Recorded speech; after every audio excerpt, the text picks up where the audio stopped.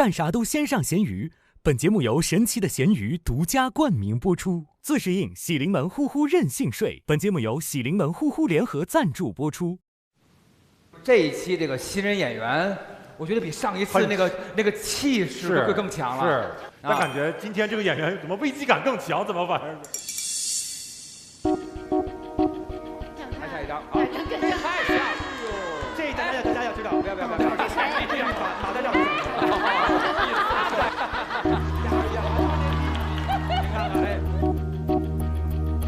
为啥一直写呀？是要把记下来？我把梗概每一个梗的第一个讲，第二个梗概捋几遍，我不熟啊。因为我有一段就是真是今天早上现写的，包括这有没有劲儿我也不知道，因为我从来没讲过这个能不能有观众笑，其实都挺没底的。我觉得就是如果你现加了什么东西，现场观众比如反应不大，你也千万别慌。对，我尽力把它讲的不那么磕磕绊绊，我尽力。对。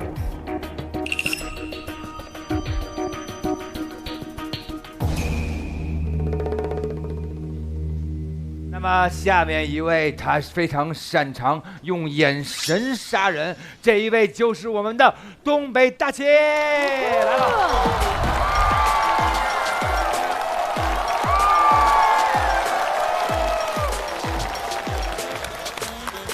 哎 ，hello， 哎，今天讲一点我自己家里人的事儿。我已经成家了，我现在有自己的老婆和孩子，我太太比我大了6、7岁。在东北，如果你找一个比你大好几岁的，身边好多哥们儿有异样的眼光，觉得大小伙子你往那一站1米8几，你找个比你大好几岁的，好像图人点什么。其实并没有，我媳妇儿普通人，普通工作，普通收入，什么都挺普通的，但是他爸爸不错。他爸原来号称当地首富，在东北过去一小城市开什么 KTV 啊，原来那种产业特别多。没见面之前给我打过电话，给我挺大压力，问我说：“小伙，你们家父母那边做什么工作的？是政界的还是商界的？”当时给我问懵了，我说：“叔叔，我爸我妈在沈阳给人卖房子，我们家做中介的。”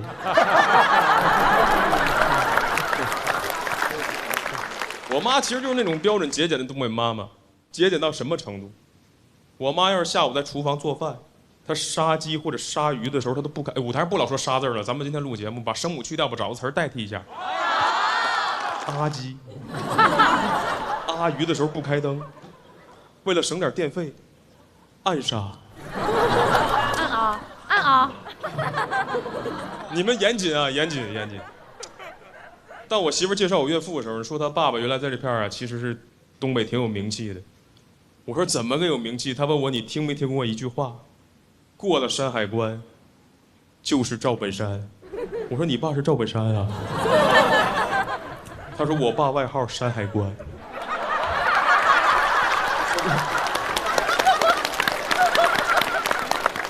他说他爸踩过缝纫机。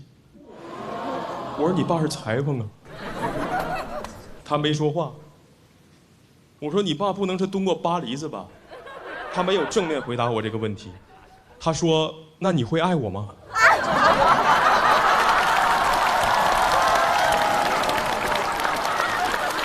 我说实话，在爱情的试卷中，我从来没见过这道题。这出的也太偏了。我上一个见问题问的这么偏的那个人叫王艺龙。他说如果我是 DJ 你会爱我吗？你们听过那首歌吗？如果我是 DJ 你会爱我吗？我说实话，我第一遍听这歌的时候，我一直以为是大老师唱的呢。因为我感觉特别顺。如果我是 DJ 你会爱我吗？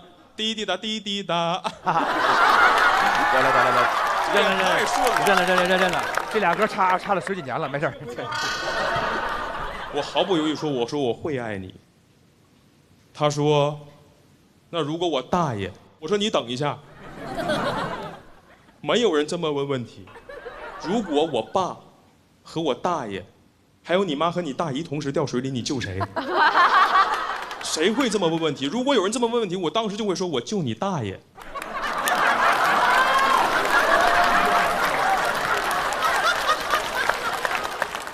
我第一次到他们家吃饭，我感受到了一点压力。一个中年人坐在沙发上看电视，我进去说叔叔好，我点头往里走，坐在他旁边。他这时候摩挲自己那个纹身，问我：“小伙儿，害怕呀？”我没有想过，我进岳父家的第一句话会奔问到问题是害怕呀。我感觉自己像进土匪窝一样，感觉他下一句话就要问我脸怎么红了，我说精神焕发。怎么又黄了？我防冷涂的蜡。但那天我当时反应还是挺快的，我说没有，我说美丽图画身上纹，非常适合老丈人。我当时觉得自己接的特别幽默，他直接说5个字儿：“我是他大哥。”他那个形象、那个气质，我都不知道他到底是血缘上的大哥还是道上的大哥。到中午的时候，他爸爸回来了，他爸爸跟他大哥完全不一样，他爸那个形象气质，离远看你就感觉这个人是明显那种阿人贩。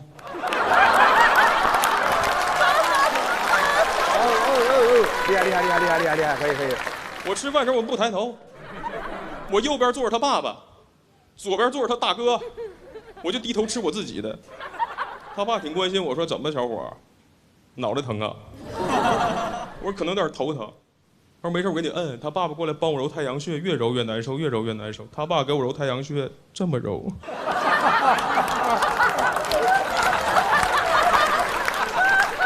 这心里难受。看我不怎么动筷子，他爸还劝我说：“小伙，你吃点儿，吃点儿，你别在我家一口东西不吃。你一会儿你说你自己饿着肚子，你再下楼自己吃碗面条，你挺没意思的啊。”我当时听完，我心想他爸真不了解我，我上楼之前吃过面条了。这2年跟我岳父相处下来，我岳父还是很好的，他挺幽默，他是那种标准的东北场面人。逢年过节亲戚都来了，他会喊我：“大齐桌上鱼看见了吗？一会儿加一条，扔院里，给外面小猫吃，让小猫也过个年。”茅台倒一盅扔院里给小猫喝。我坐饭桌有点听懵了，我说：“爸，要不我再跟小猫拿200块钱？”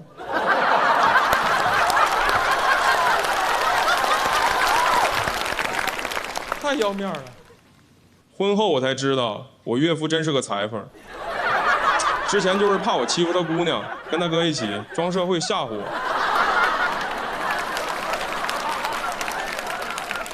但我现在非常感激我岳父，是因为我岳父现在在上海陪我沪漂，他帮我带孩子。老年人啊，60、70岁到一个上海那种城市陪你沪漂，他好多不适应啊。外滩遛弯，自己进了一西餐厅，全是外国人服务员，任何一个中国人都看不见，点菜他都费劲。老外在说 "Excuse me"， 我这说一大堆英语，我岳父对菜单憋了半天，憋一句："Hey Siri"。前2年过生日，我带他去那个海什么捞。我知道人不让提，我特意的。重新接一下啊，那天那服务员确实挺好，很热情啊。他过生日嘛，给他当时那会儿跳什么科目3，又甩面条，老头挺高兴。直接从包里拿500块钱给服务员。人说先生，我们这块不让收这个，说孩子没事拿着。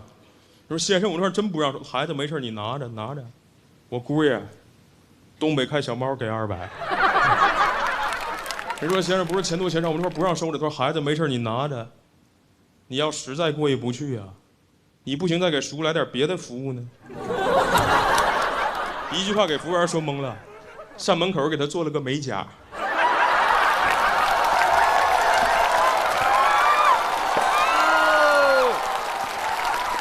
这2年我就观察我岳父，为什么他有时候愿意出去跟服务员聊天逗乐？我发现他有点孤独了。老年人在上海那个城市，他是交不到自己的好朋友的。他自己公园遛弯，遇见有的老头能简单寒暄2句，有的老头说话还有点瞧不起人的意思。前2天有2个说话我都听见，一个说：“老陈，平时在上海这边适不适应啊？有没有什么爱好啊？”我岳父没说话，旁边那一老头特欠说：“老陈来了肯定不适应，东北那边爱好好像就什么秧歌、2人转什么的。”他有点变相说我岳父土。我岳父听出来了，他就微笑，在这块表现很绅士。我岳父说：“爱好啊，爱好现在喜欢玩点摄影。”老头：“哎呦，老陈，平时你还玩摄影？你玩什么摄影啊？”含沙射影。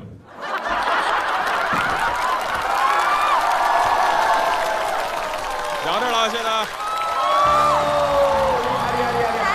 太棒了！比昨天还棒！哇！谢谢。大吉！大齐这太棒了，前面铺的啊，哇，太酷了！从此以后没有办法直视阿拉伯人这个词了。阿基米德，阿拉小海里。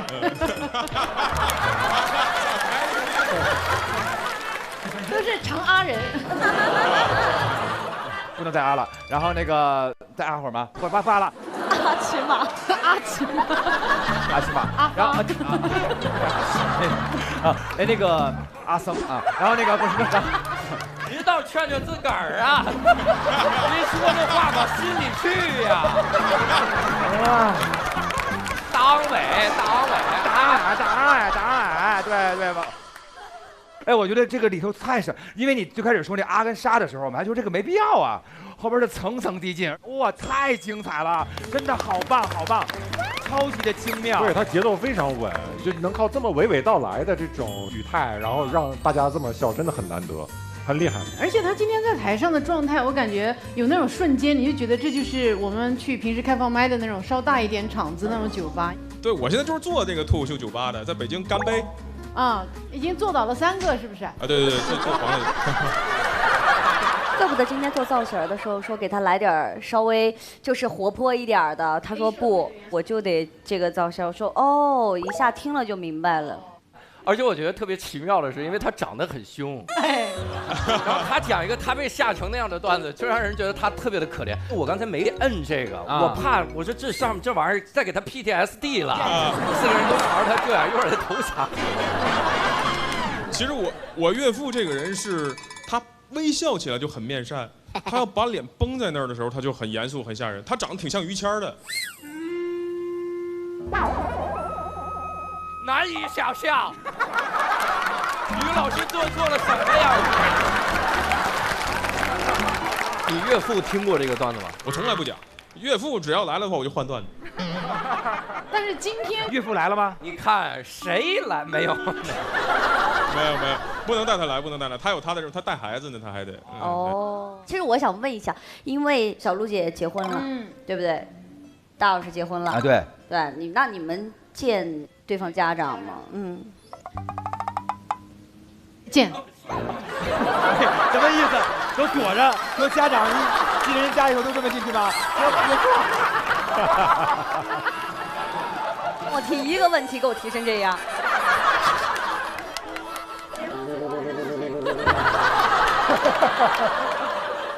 第一次见的时候会紧张吗？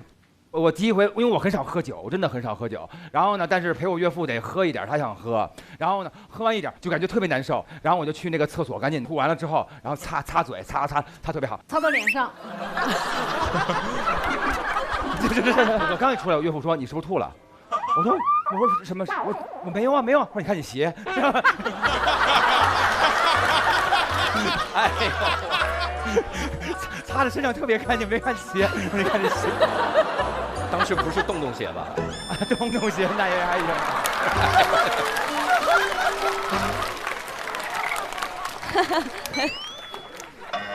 哎呀，露丝，你现在是因为哪个反应过来是吧？洞洞鞋吗？哦，然后我也能说及时笑的梗。不是，我刚刚想的是大块的露不下去，你知道吗？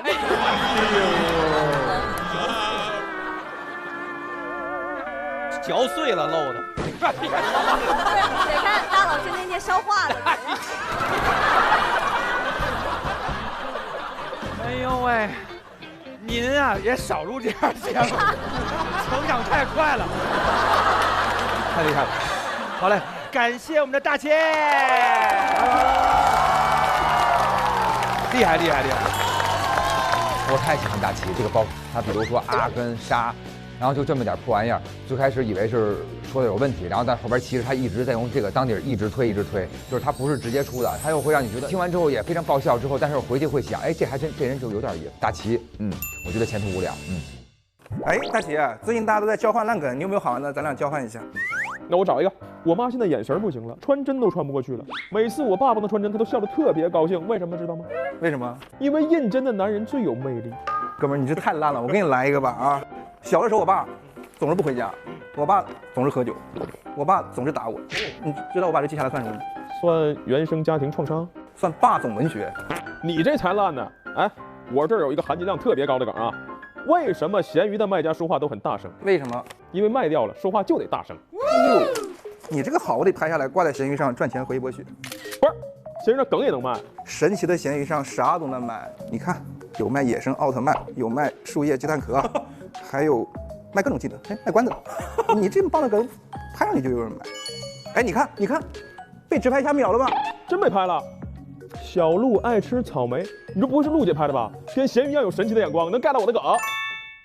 下一位朋友，哇塞，人如其名，你们可得好好看看，你们可得好好看看，他的名字叫做张美男。我叫美男，不是美男。最早是从大学开始做酒店行业，从2022年开始讲脱口秀，自己经营一家小俱乐部，现在全职在干这个。我很好奇他为啥能来。你跟老板现在是一个怎么样的相处模式啊？就是哥哥和弟弟，就是我不舔他。别紧张，好好整啊！得嘞，兄弟。我现在给那掌整成啥样，你知道吗？就是这不正中间吗？靠左边，最这边的这个男的，你只要瞅对他就鼓掌。最左边吗？对。让我们有请张美男。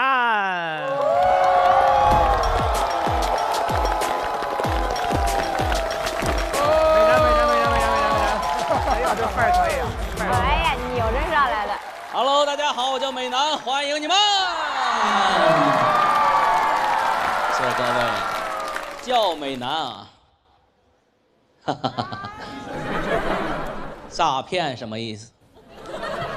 现在都不是问你为什么叫美男了，问我凭什么叫美男。我也问我家里为什么取这么一个名字，家里说是找那个算卦的给我算的。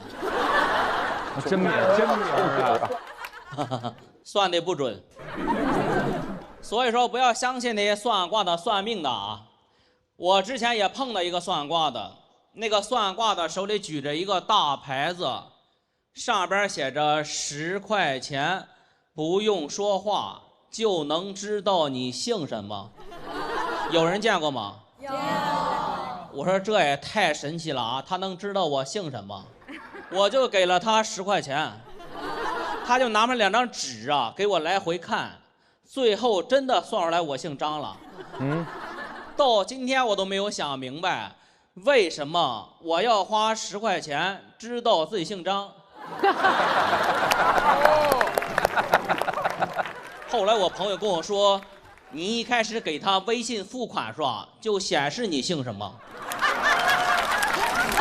哎呦，因为我特别喜欢旅游，我平时会发一些旅游的攻略。有用啊！前一阵子去了一趟南昌，有人去过吗？有。去过哈，有个景点叫滕王阁，如果你会背诵滕王阁序的话，可以免门票。我当时还想，你说当年高考刺激我都没有背过，有可能会因为明天那50块钱门票去背吗？太会了。因为你如果今天晚上背过的话，明天就能省50，你都是给自己学的呀。我听说背诵免门票，当天晚上就失眠了，睡不着。我说我今天晚上一定要背过，背到第2遍就睡着了，太好睡了呀。说什么年轻人现在都容易失眠是吗？你看书啊。书中自有黄金屋啊，书中自有褪黑素。虽然没有背过，但我第2天我还是去了啊。我想试一下，万一背过呢？刚到景区，把身份证给了那个工作人员，我说你好啊，豫章故郡洪都新府。他说停。我说哎，什么意思？玩不起是不是？不是说背诵可以免门票吗？他说是，背诵呢可以免门票，但是你得去背诵点这里是售票处。不是光我自己走错了，我往外面走的时候，在那个排队的队伍的末端有个大哥也站那儿背呢，但是我没有告诉他。我看他拿个手机在那背什么庆历4年春呢，滕子京谪守巴陵郡，乃重修岳阳楼。我就知道完了，告诉他来不及了。我自己去了背诵点了，有人去过吗？有。它挺远的啊，但是你很远就能听见这个风声、雨声、读书声啊，声声刺耳的，背什么的都有。它一共有2层，1层是那种成年人背诵的地方。你会发现啊，整个1层没有年轻人会背。今天现场所有的朋友有会背的吗？没有吧？哎，有一个看看，那也不让你背。我讲了快10分钟了，让你装一下子。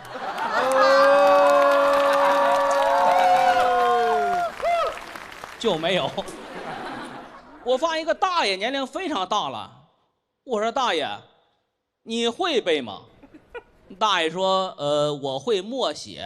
我说那你可太棒了呀。大爷说是，我不像年轻人呐，不懂得珍惜，天天就知道玩。我说哎，大爷，我用你教育我了吗？但是这个2层就不一样了呀，2层啊是那种小朋友背诵的地方，就是未成年。因为如果一个孩子可以背过的话，可以免2个家长的门票。这个政策可太厉害了呀！有哪个家长能放过自己的孩子呀？我一上2楼啊，在那个楼梯口看一个家长对他孩子说：“这个地方是嗟乎，不是哉乎。”我说：“你会你上啊，你难为那个孩子干什么呢？”而且我去问了一下那个孩子，才不到6岁，你知道吗？什么概念啊？一个不到6岁的孩子，哪怕他1个字儿不会背，他也能够免门票进去。刚才那个大爷他也能进去。他们本来就免票，我也不知道为什么非得证明自己会背。我想了半天，我说可能是政策的问题。你想1个孩子背过，免2个大人的门票，我就在那等。我有一个不成熟的想法，不是我自己这样想，1楼没有背过年轻人，全到2楼找孩子去了。你们有看一个电视剧叫《情深雨蒙蒙》吗？里边叫可云的，有印象吗？你上2楼去看，全都跟可云一样。一上楼，呵呵，我的孩子呢？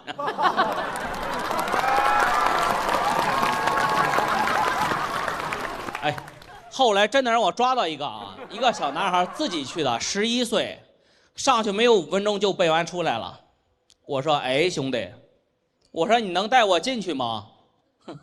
他说要100块钱。好，掌声送上给我们男，谢谢。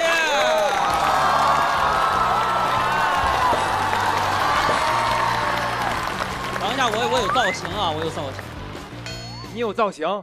时尚美男，时尚花美男。各位，请看。啊！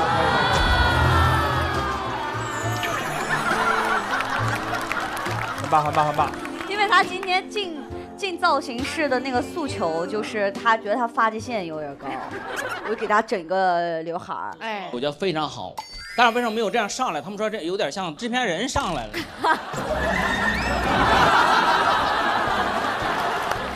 给制片人老师一个特写。哪儿了？没带啊？啊，在导播间，导播间需要有一台机位。哇塞，这个样子不模仿刘欢也是糟践了啊！然后还有了，但是他长得太像咸鱼了啊！还真是，没事，不重要。重要是在于刚才那位老师，刚才举手那位想装一装的同学，展示一下呗。豫章故郡，洪都新府，兴奋义诊，地接衡庐，金三江而带五湖，控蛮金而引瓯越，物华天宝，龙光射牛斗之墟，人杰地灵，徐如下，陈蕃之榻。雄州雾列，俊采星驰，台隍枕夷夏之交，宾主尽东南之美，都督阎公之雅望，齐己遥临，欲闻新州之义范，詹维赞助，詹维赞助。詹维是谁？张维是谁？厉害！题目他背的对吗？对呀，没人知道，应该对吧？因为全场只有一个人他会背。哇，这个背这事儿太厉害了！哇塞，张美男，你们家本身就给你真的就是起的这名儿。真名就叫美男，确实有点为所欲为了。我也说过很多次，我说为什么取名时候不跟我商量一下？那爸爸叫什么？张美人吗？妈妈张美女。这家人。美男现在这个发型就很匹配他曾经的身价啊！哦，美男曾经身价过亿。原来在大学刚毕业的时候做了一家连锁酒店品牌。对，然后当时全国有40多家店。哇！当然我们融资是融了4轮，一共融了3亿多一点。哇！哎，你说完这一段之后，感觉这个美男这个名字又得配他了哈，就是真不愧是真名儿。对，容光焕发的。然后到22年就破产了嘛。不配了，名儿一般了。对，后来我自己做来俱乐部又挣了点儿，这名儿又配了。哎，现在您这俱乐部还有特别多的知名演员啊？现在最知名的可能包可爱知名一些。昨天成绩特别好，昨天下台之后让我给他拿水，让他背《滕王阁序》。他练格斗的，我也不太敢惹。但是现在俱乐部还能挣钱，还是说明经营还是有一些方法。对，人家有自个儿的招数。我觉得第一点就是做酒店的时候，大家说酒店成功有3个关键点，就是位置和位置。谁跟你说是个结巴跟你聊的吗？走了。说最重要就是你位置。然后他总结3点。您说这人多听劝吧。对，那个人可能就说了1遍。太冒犯了。您听进去了，然后所以说做的还不错，恭喜您，恭喜，谢谢。好，谢谢。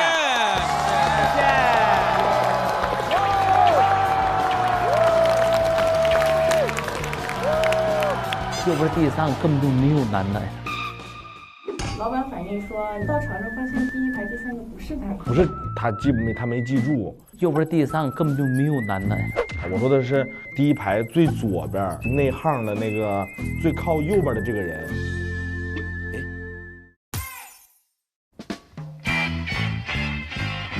这里是售票处。我讲了快10分钟了，让你装一下子。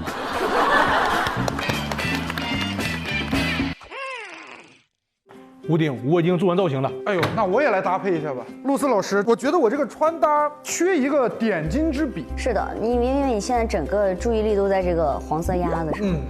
我给你换一个注意力的焦点，那就是咸鱼了。哎，好，这个衣服上的小咸鱼啊，简直是神来之笔，我太喜欢了。听说用咸鱼拍张照，挂上去啥都能卖，我要把今天的造型挂上去。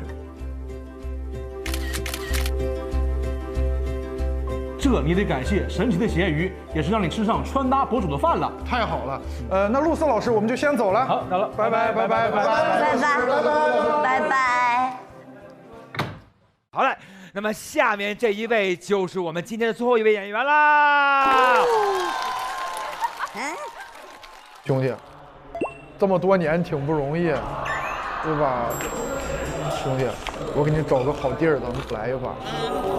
我把你送到这儿。加油，我们一起加油！我相信你，你相信我 ，OK 吗？谢谢。稿子就是一个有生命的东西嘛。加油，吴鼎！有请吴鼎。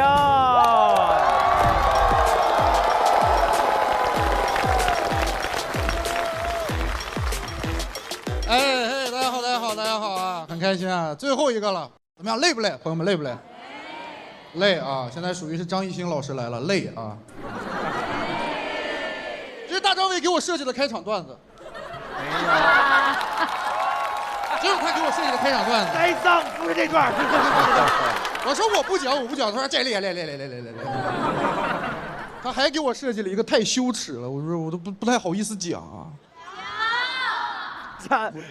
讲一下啊，他说你就这么讲说，大家好，我叫吴鼎，我就不能在天黑的时候演，因为天黑会犯错，吴鼎会着火，然后。真好使啊！屋顶会着火，屋顶会着火。来，演，我还是不懂喜剧啊，好吧。OK， 开始最后的幽默啊。咱们深夜了，聊点成人话题好不好？好聊，可以吗？可以吗？稍微尺度大一点好不好？不要紧张，聊点成人话题。租房，太刺激了，我告诉你。租房，哎，你们在长沙租房吗？哎，想租个好房子真的挺难的。我刚去杭州的时候，我第一次去大城市，我想我咬咬牙租一个比较中心的房子，我过点这种都市时尚生活。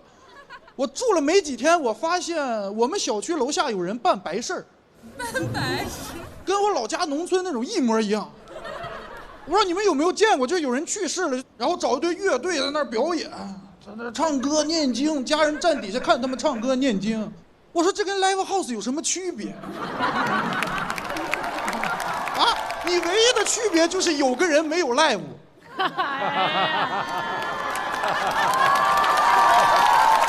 地狱小王，你差不多行了。早晨8点唱到晚上12点，哪个乐队这么能演？我当时我妈来杭州看我都乐了，说妈，来南方给人家守灵来了啊！大孝子啊，很难受，而且他不通知住户，大家说每天早上就跟开盲盒一样。你不知道哪天早晨一觉醒来，一出家门，4个法师站你脸上。我第一次看的时候，我脑子反应不过来，我说死了。我说大城市生活节奏是快啊，刚搬来1个月就死了，难怪人家说上有天堂，下有苏杭。我刚去杭州的时候，那个公司老板还给我画饼，说大城市机会多，你只要努力就能实现你的愿望。我以前不相信，我那天站那个门口我信了，因为我前天睡前确实许了个愿，我说这个狗班上的我不活了。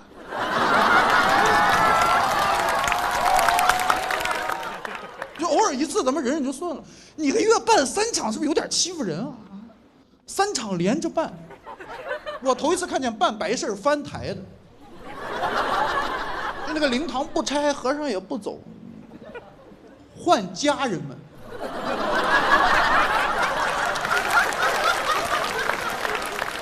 跟直播间似的，走一波家人们，来一波家人们，全是家人们，很难受的。就是我这个人，我不是毛病多，我能理解生老病死，理解一下，但是我就担心我的精神状态。因为人都有个毛病啊，叫21天养成一个好习惯。就是我突然有一天走在路上的时候，发现我开始无意识的哼歌。你走着走，你开始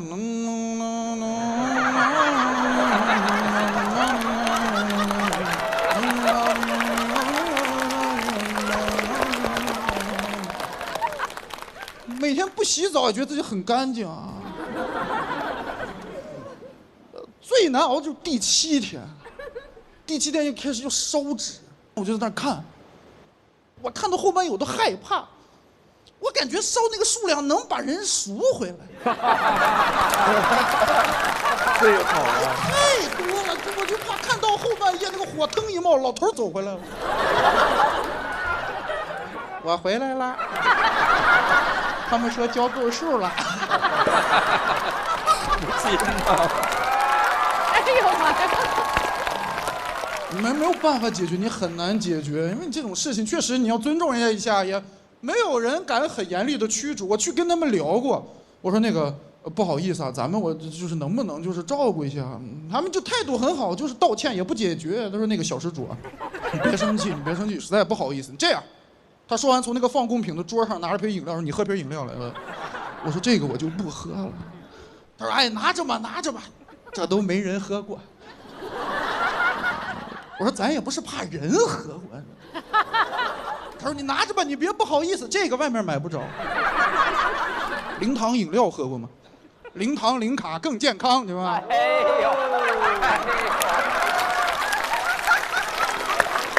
好，谢谢大家，谢谢。屋顶这必须得改，哎，屋顶，哇，屋顶，厉害，厉害！谢谢大老师啊，这太幽默了。大家知道我们这个屋顶，他是平时还能干嘛？你知道吗？他是桌游店老板。对，哇！大声说出你桌游吧的名字。我们的桌游店叫杭州开局桌游啊，然后店里有翟佳宁《喜剧之王单口季》的冠军奖杯展览啊。哇，好。为什么呀？为什么这俩都在一起了？因为我们关系很好。我说我开店，你随点什么？他说我把冠军奖杯给你。但是那个奖杯已经被这个来玩的朋友摔得差不多了啊！那么恨翟佳宁，同行的恨呐。然后他现在已经不能碰了，一碰就碎，我们就给他放顶上了，给老宅子供起来了。可以，您这故事都够阴的。咱家主打这个灵异脱口秀这一块的。哇，我只是听说过以前那个故事，就是拿起电话一直摁那个数字0，摁到第100次的时候，数字0就会坏掉。啊，对。那也该坏了，也该坏了。我现在不会再认真听他说的话了，我一定会想下一句是什么。哦，我还在很认真的听。好嘞，咱们就是感谢咱们的屋顶演出，谢谢。屋顶真的特别有经验，他最后一个上，观众那时候真的很疲惫了，然后他先上来和观众先玩了一下，把观众的注意力抓过来，然后再去讲，所以说他收那个底收的已经很好。我觉得今天应该不至于露宿街头。今天呢，确实都很精彩，包括前面像二狗的演出啊。二狗是谁？二狗是谁？二狗。二狗就是303，你知道是谁吗？我是303。不好意思啊。那么各位亲爱的老板们啊，我们演出就到这里了，又到了您行使您老板权利的时刻了。拿起您笑发财的验卡，觉得新人够好够炸的，就给我们这个5星好评啊！如果觉得还差点意思呢，就把您的具体想法写下来，越详细越好。我们的节目呢，联合了微博综艺，发起了不好笑就露宿街头的民间段子手2创活动，即日起。微博关注优酷综艺不好笑就露宿街头官方账号，带话题不好笑就露宿街头民间段子，加入2创大赛就有机会被我们随机翻牌，更有机会来到现场一起快乐。下一个神段的手就是你啦！愿会手下留情，给我们多评高分，让我们一起能够睡个好觉，不要露宿街头。感谢你们啦！谢谢各位演员们，谢谢。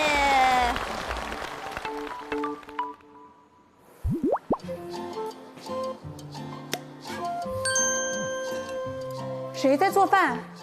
哼，鼻子很灵啊！哇，好香啊！没想到周老板你不仅段子说得好，做面也是厉害。享受美食啊，和讲段子一样，要精准对位，段子纯粹，观众才买账。就像这瓶长康纯芝麻油，100%纯粹，才能100%对位。那以后我也试试，给段子增香。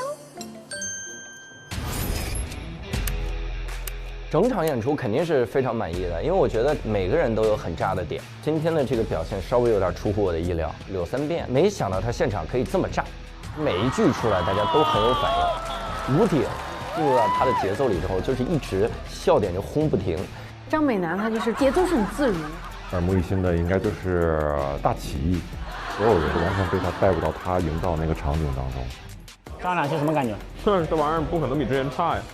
但鹏哥，你今天真好，是我看过的里面最好的。谢谢你，我很满意。我这场演出比我们第1场效果还好。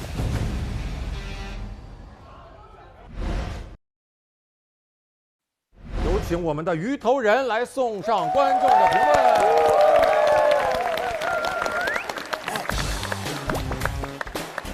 这不就是张美楠拿上来了吗？太像了。哎呦，哎呦，哎，谢谢，好。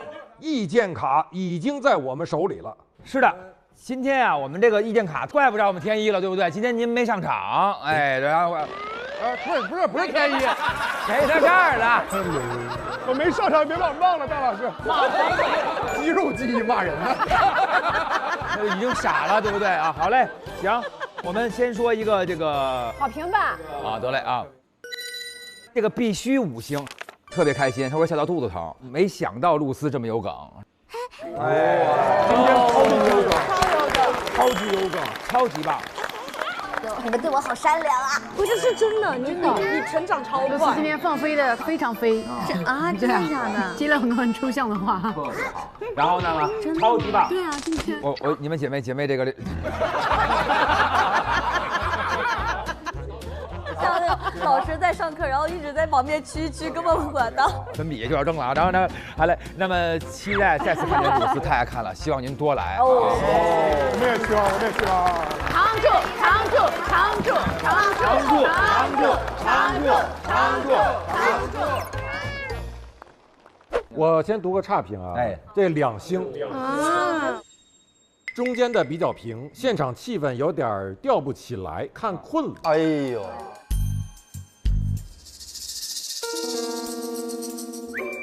尾也，他说开头尾不错。我这边也有一个2星的差评。哎呦，他说今天的段子没有生活感，一听就是为梗而梗。还没生火，他那门口都生火了。对呀，阿仁，你看这多生活。谁的生活呀？不是我的生活。我觉得观众有的时候会那种，就你经历的事儿太离奇了，他就会觉得是假的。没产生共鸣。多少以下？多少以下是露宿？70以下。昨天没有什么2星，但是。我还可以读一个好评，这是5颗星，5星，朋友们。嘉宾老师的氛围很搭，让现场效果 up。哎，演员朋友的节奏很好，很沉浸。祝节目大爆！听说刘洋教主的身心俱疲专场全国巡演中，没有，没有这句吗？啊，我以为写了。好，还有一个5星，说大盆超级有意思，哇哦！第一次笑这么大声，喜欢。谢谢长沙的观众，长沙观众太好了。裴哥可有，我这边也有，整体演出特别精彩，很有趣，全程笑得我脸痛。不能一顿夸，然后睡街上了吧？我觉得不至于，我觉得今儿不至于，真不至于。哎，我这里有一个有点吓人，1星的啊，不会吧？这位观众说：“为什么没有女演员？”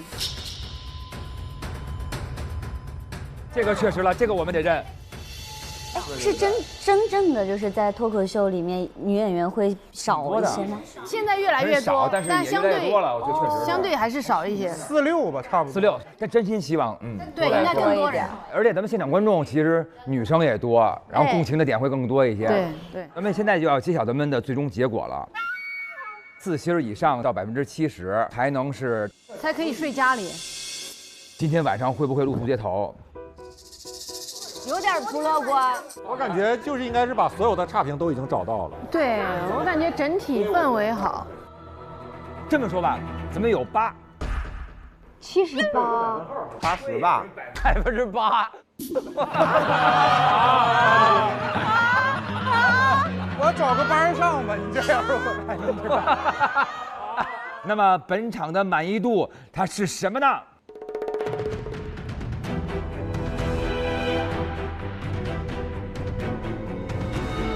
？68%。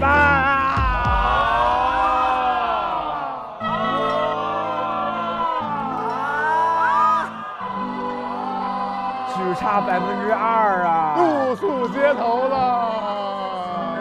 今天下雨。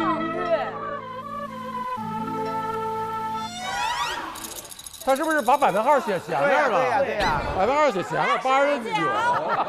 又找我。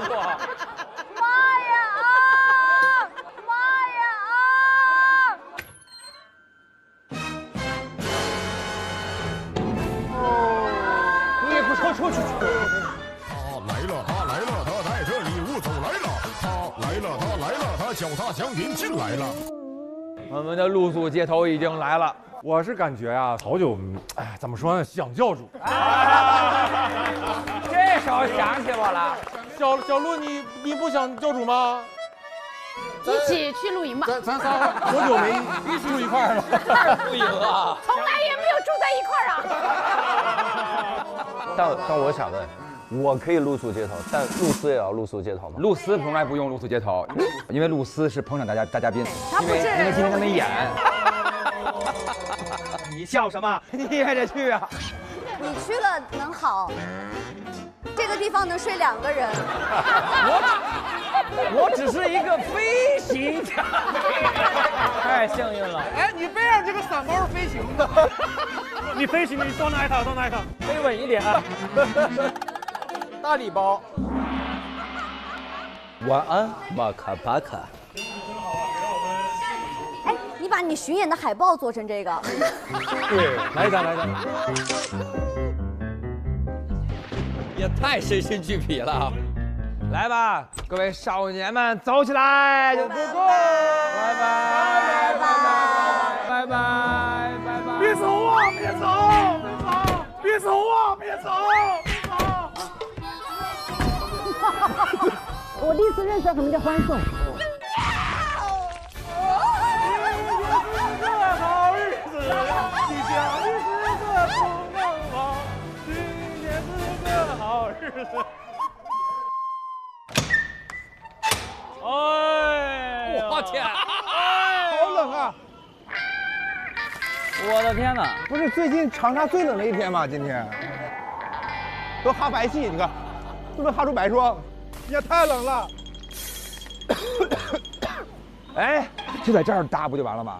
因为咱们这已经算是街头了吧？是不是？没有底儿没棚，怎么就算？有道理。而且那儿直接进去就是厕所呀。哦，哎，对呀，而且这还是在桥底下，这个还挺好。哦，还能遮点雨，完美。那就这儿，这生活条件可以了，来吧。那咱们这帐篷能通铺吗？就是把它连在一起，变成廉租房那种感觉。廉租房，这么个廉租？通着对。哎，朋友们，咱们把帐篷搭好一点，他们露宿的时候直接用就好了。啊，我们为他们着想。我飞行嘉宾，我管那么多。二狗是这样的，以后他们露宿的时候你就必须来。对，我在这看门，我在这。哎，小灯。哎，你上哪搞的？里啊都有啊。哦，哎，这儿搭点灯，仿佛有一种浪漫的感觉。哎，对啊。哦，这还行，这应该是保温的。这是个桌子。哦，嚯，3室一厅啊，咱这个。这个不会是个风筝吧？就是跑起来之后，它就跟着你越来越大。这是什么？不知道就牙刷。这都没地方接水，在刷牙。你怎么在刷牙呀？哎，怎么你哪来的水呀？你刷牙呀？我带水了，吃喝拉撒水我都带了。你不好好刷牙，你的牙早晚得漏窟窿，得杀神经。那玩意儿不但又花钱，而且呢你还受罪。其次，我第一个反应多吃点儿。本场的满意度是68%。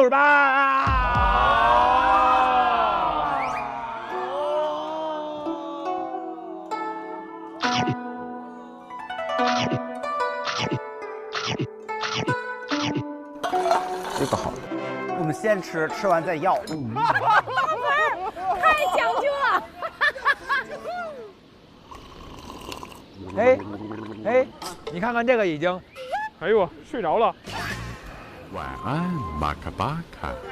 脱口秀天花板掉地上了。对，天花板，怎么睡地面了？天花板。因为我就奉行一种极简主义原则，能少动，那个包里的东西就少动。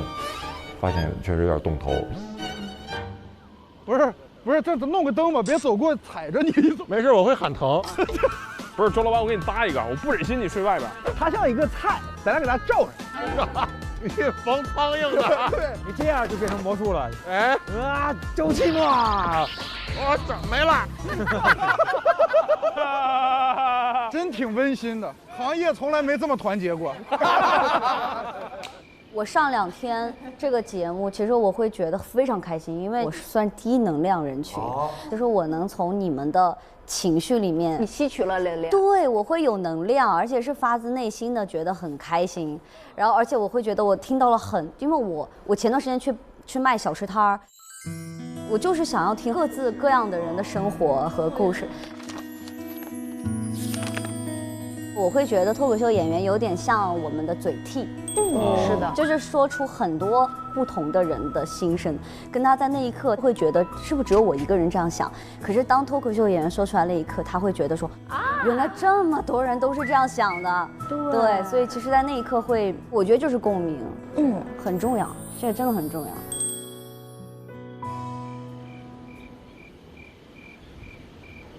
哦，好冷啊！好惨啊！哎，还挺开心的，搁那笑呢。哎，不是，他没说露宿街头是睡的意思吗？哇，嘎嘎乐！咱们查一查露宿的标准定义是什么？大老师才定义呀，我得睡一觉了。不是，咱在屋里查呀。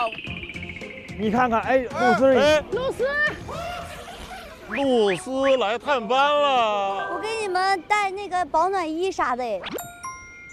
哇，感谢感谢！你带手机了吗，露丝？想报警还是？来吧。谢谢露丝，太善良了。火炉。吹还能着还是咋？为爱发电。爱。哎呦，有点温度啊！是不是已经疯了？你们已经，我现在出来看你们精神状态，我就不对劲儿。低温会让人丧失高能。有没有说明书？啊，有说明书，老师们。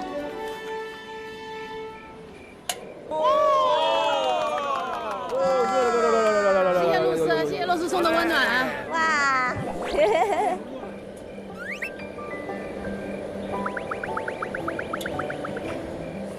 还有这个呢，还能喝点热水啥的。烧水，烧水，烧水。暖宝宝。谢谢，谢谢。这个你快打。好。按今天表演来讲，我觉得其实比昨天还要好。然后我就会觉得有没有可能出来露宿的直接送到最舒服的酒店？哎，什么？什么？等会儿我没听懂。什么天使发言这是？这才是最厉害的凡尔赛，是不是？不是，因为我觉得就不用太把压力给到观众了。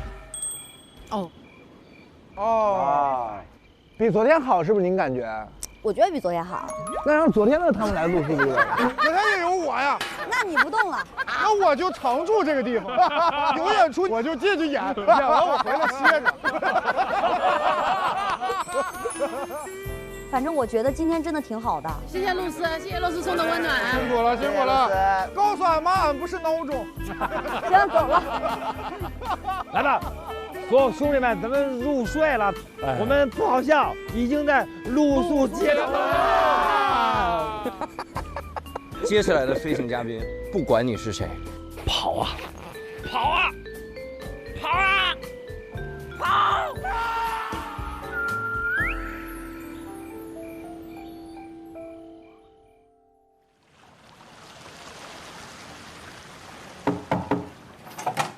翟老师，今天我们挑战失败了。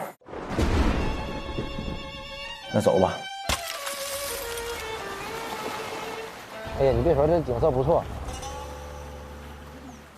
远离了尘世的喧嚣，远离了名与利的争夺。此时此刻，来到了恬静的西海岸，听着海浪拍打海岸的声音，不禁就想睡一觉。如果有一天我真露宿街头了，我一定会回到这椅子上睡觉。我是为什么会露宿街头？是因为他们失败了，是吧？对。失败的好啊！他们不知道在这儿多得劲儿啊！海浪的声音，海鸥翅膀扇动的声音，还有美国本土音乐的陪伴。怎么又录上贝尔了？躲也躲不过去。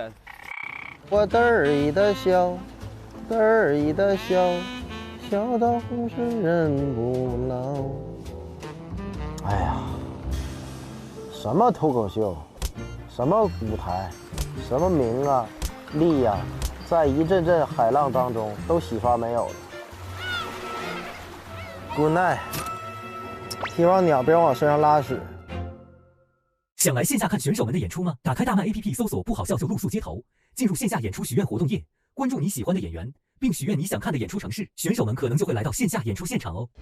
让我们有请本场幕后总策划大宅，还有他的必胜法宝郭碧婷。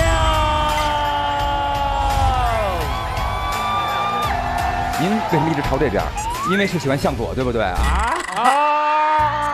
有称差的评价才是真正的这种脱口秀是会怎么样？翟先生，该您张嘴的时候到了。长得好看是好，是你的一打。今天我们相聚在这里。翟亚宁突然 get 到你的魅力了，我再也不骂你了，宝宝。不管再硬，也没有跟贾玲的关系硬。这是什么东西？拉布布吗？不是不是，这是我自己生产的小娃娃。哎，你们觉不觉得向佐这个名起的，像是在交通岗出生的？向佐，别不好笑露宿街头，咱们就叫不好笑就睡总统套房。琪琪。我哮喘。哎呦，你真假的呀？不喘。哎呀，我吓我一跳，别死我边上。眼睛闭上了，真的是。哎呀！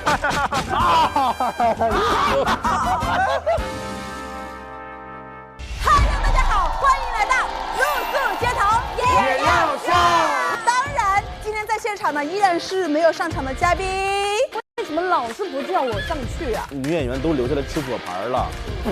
我们要的是公平，我们要的是展现，我们要的是上桌。这水果我自己能买。飞行嘉宾飞去露宿了，我们送一句祝福给他们吧。干得非常好了，别介意这种结果，无所谓，无所谓啊。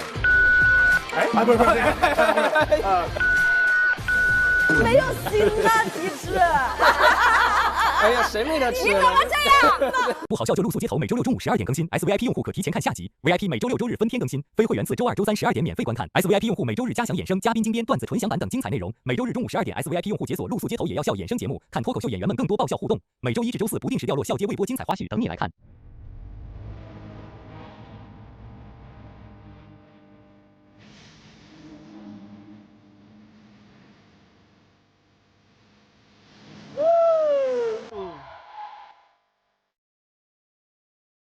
朋友们一起走走。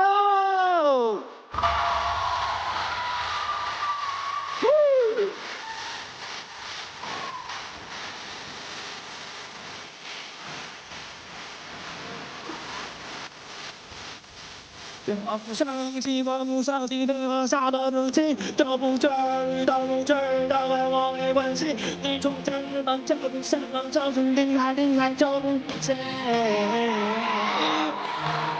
不想听话，不想听别人自己较劲。我爱自己，要爱自己，我要爱我自己。这个世界美得要命，一生就睡在情愿不走心。我说好的呀的呀。好的呀的呀，真的好的呀的呀，好的呀的呀，是好的呀的呀，好的呀的呀，聪明，来找一起，只要我不在乎，就没人能够伤害我。只要我不在乎，就没什么能伤害我。只要我不在乎，就没人能够伤害我。只要我不在乎，就没人能够伤害我。只要我不在乎，就没人能够伤害我。只要我不在乎，就没什么能伤害我。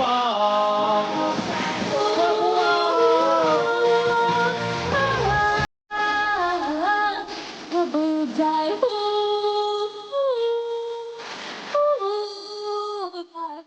关注新浪娱乐，更多精彩资讯早知道，更多精彩内容尽在新浪娱乐微博综艺新浪综艺。上微博搜索不好笑就露宿街头民间段子手，参与2创大赛即有机会获得官微或选手翻牌、现场录制门票等相关福利哦。上微博搜索笑街不打烊营业局，跟选手一起畅聊现场录制趣事。